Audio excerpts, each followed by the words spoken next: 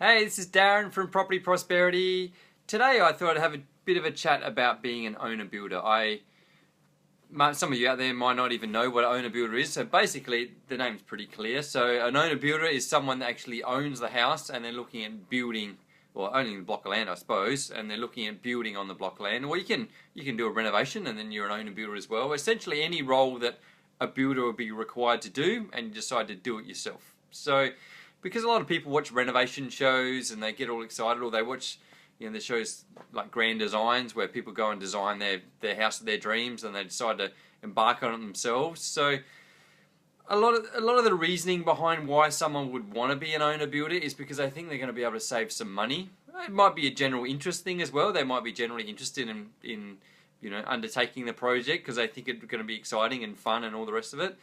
But traditionally, a lot of people think builders are going to charge them too much, and they feel like if they go and do it themselves, they're going to save their money on labour, and they're going to get all these cheap prices for materials, and they'll be able to recycle some materials somewhere, and so they think they're going to save some money along the way. So I suppose there's a few things to consider as far as being an owner builder. So the first thing to consider is trying to get finance. So how are you actually going to fund this thing? So typically, banks are pretty risk averse. They don't want to take a punt with their money they're going to lend you. So because of that, they're less likely to lend to owner builders, because traditionally owner builders are people that don't really know what they're doing. If you're a builder, you're not really an owner builder because you've got your own building company, you're out doing it for a living. So it's a bit different if you're actually a builder.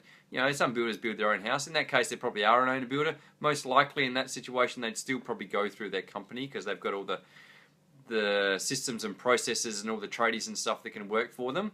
So it is a bit different if you're actually a builder yourself. But if you're not a builder and you're building your own house, banks are really skeptical of whether you have the skills and qualifications and experience. And this is not just based on some sort of prejudice. This is based on experience in the past. They've had so many times and so many experiences in the past where people that tried to build their own house, things have gone wrong, that they've decided that, well, we don't really want to lend money to owner builders. And what that means, they will lend you money, but they're going to, the percentage of money they're going to lend you relative to the actual price of the house is going to be so much lower than otherwise would. So example wise, generally banks will lend you about 80% of the value of the house. In some examples they'll lend you up to 95% about the value of the house. In that case, they're going to charge you something called mortgage insurance. In the case of an owner builder, they're going to lend you a lot less. It might only be 50 or 60% of the value of the house, or if at all. You might find some builders that won't be willing to lend to owner builders at all because they just find it far too risky. And I suppose that's a pretty good sign. If banks don't want to lend you money to build your house, they're purely doing this on a historical viewpoint and from a financial viewpoint. I understand you're really optimistic and you say, hey, I'm not like everybody else. But at the end of the day, the banks know what's happened in the past, and you should basically learn from their experience. If they think it's really risky being an owner builder, then maybe you should think about whether it's going to be risky too. Hey Darren, thanks for joining. So that's the first thing. Obviously the fact that the banks aren't willing to lend you money is probably a good sign it's relatively risky being an owner builder. So the next thing is, with anything, just like building, the more you do it, the better you get at it. So basically you learn by trial and error. And so you imagine building your own house. It might be several $100,000s to build this house. If you make a mistake along the way, this is your money it's costing you. So are you willing to risk your own financial cash that you've saved up just so you can learn? And I suppose the thing about that is, that's great if you do, if you're just doing it because you want to learn. But if this is just a one-off thing, you get to learn things, but are you going to get to do it again to get the benefit of learning that experience? Because especially if it was an expensive lesson you've learned, then if you don't get to do it again, is it worth the cost, I suppose? So, if you're doing it just to learn for the sake of it, that's great, but you got to weigh up the cost and benefit for the whole learning experience. If you want to become a builder, and this is an easy way for you to become a builder, then definitely, give it a go. Get out there and learn and learn and learn, and because the more times you do it, the better you're going to get at it, and that experience is going to come in useful down the track when you're building houses for other people. So that's the next thing. And the other thing I'd probably point out is the fact that a lot of people think if they do it themselves, they can take shortcuts or do things a little bit easier than going through the whole regulations and requirements and builders. The thing to understand, the law applies to an owner builder in exactly the same way as if you own a building company. So all the legal requirements, the statutory and all the standards and all the council rules and regulation, everything applies to you as an individual building your own house as it does to a builder building a house for somebody else. So understand their responsibilities. You got to warranty your work essentially. You've got to, and I know you're going to say, hey, well, that doesn't matter because I'm going to live in this house forever, so I'm not going to make a claim against myself if something goes wrong. Thing to understand, things change. You might be thinking I'm going to live here forever now, but who knows? Maybe you get a job on the other side of town or interstate, or maybe suddenly the house is too big for you, or the house is too small for you. Things are going to change, and over time you decide to sell the property. Understand, if you move on and you've sold the property to somebody else, even if you hadn't had to warranty the property against yourself, that next person that's bought the property, they still have rights and warranties that are implied against you for the work you've done. So, even if you choose not to build the whole house, but let's say, you've got a builder to build your house, but you decide to do the stormwater yourself, or you decide to do the fencing yourself, or you decide to rainwater tank, or retaining walls or something like that. Something you think, well, I can just do that myself and save myself a little bit of money, and just let the builder do the house. Thing to understand, there is standards and requirements as far as fencing goes and retaining wall goes and stormwaters. And if you haven't done it as per the council requirements or the building codes and regulations, then you're liable if anything goes wrong down the track. So example wise, let's say you put a little retaining wall down the side of your house.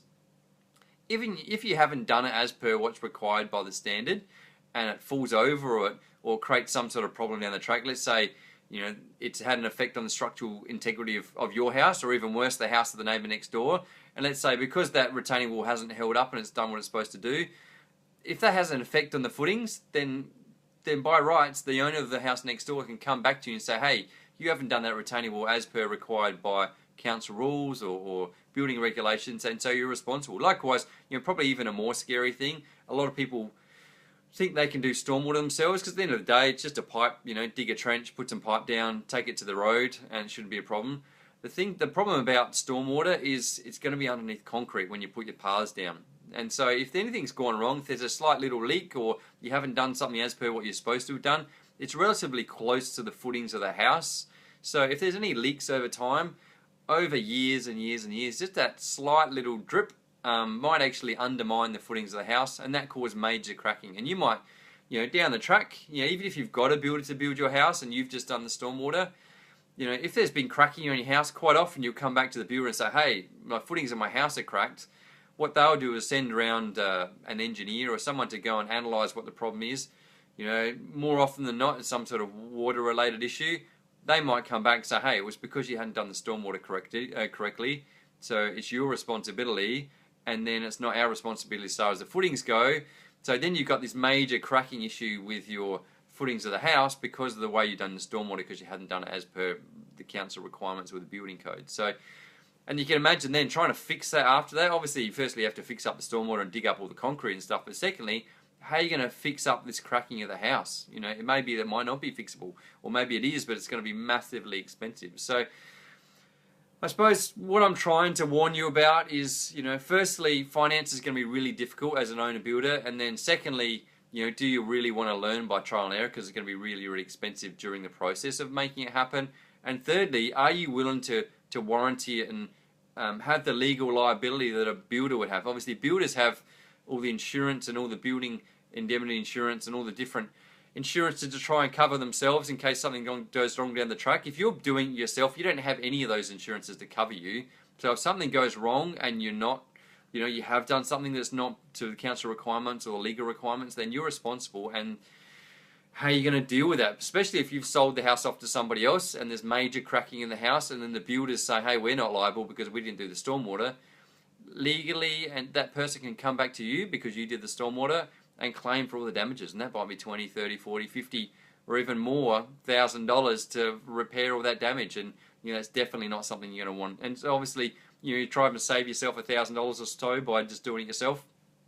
Down the track, you've got the responsibility of potentially tens, if not more, of thousands of dollars that are going to come back to haunt you. So hopefully that's made you second. Have a good think about whether it's actually worth you trying to do it yourself, and whether it's worth the hassle. Again, like I said, if it's going to be fun, that's great, but really understand that fun does have responsibilities and obligations associated with it. So Hopefully you've liked what I had to say. If you haven't liked what I had to say, then still click on the like button because I really appreciate it. And if you know someone that's thinking about building a house themselves, then click on the share button because I'm sure they'll find it interesting. And yeah, maybe just make them really think about what they're doing and whether it's the right thing for them. And if you've got a comment or if you've got something, you know someone that's built before and they've had some experiences in the past, I look forward to hearing from your comments. And yeah, look forward to catching you guys again soon.